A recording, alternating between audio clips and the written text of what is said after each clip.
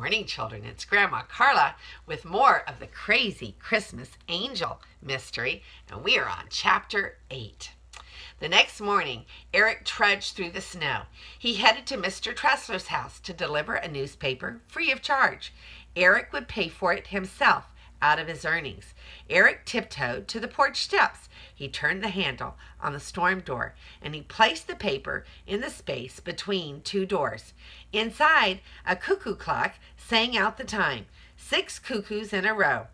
Eric checked his watch. 6 o'clock, right on the dot. He turned to leave, but the sound of a flute stopped him. It was coming from inside Mr. Tressler's house. Eric froze in his tracks. Mr. Tressler plays the flute. Eric listened.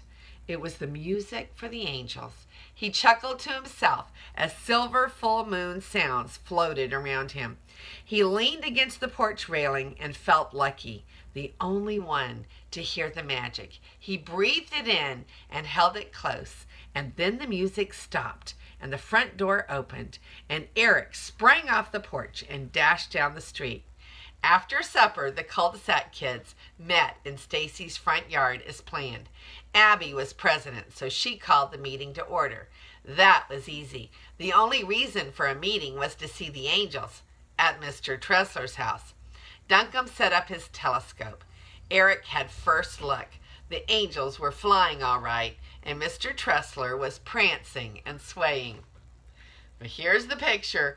Now they have to set up a telescope to spy on poor Mr. Tressler.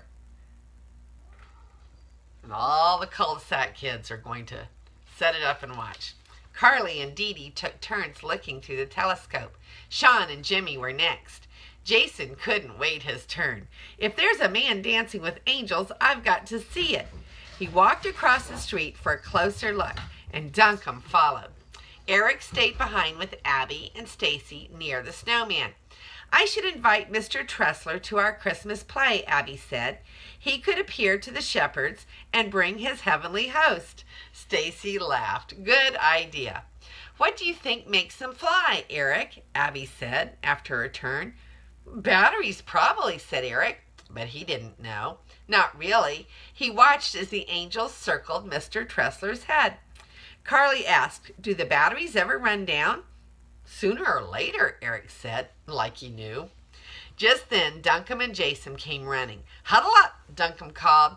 The kids grabbed each other's arms and made a circle.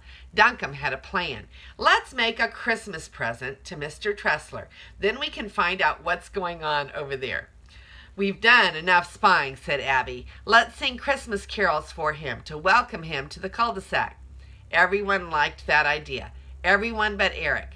I sing flat, Eric said. You could whistle, Abby suggested. Leave it to Abby, thought Eric. Someone needs to introduce us after we sing, Abby said.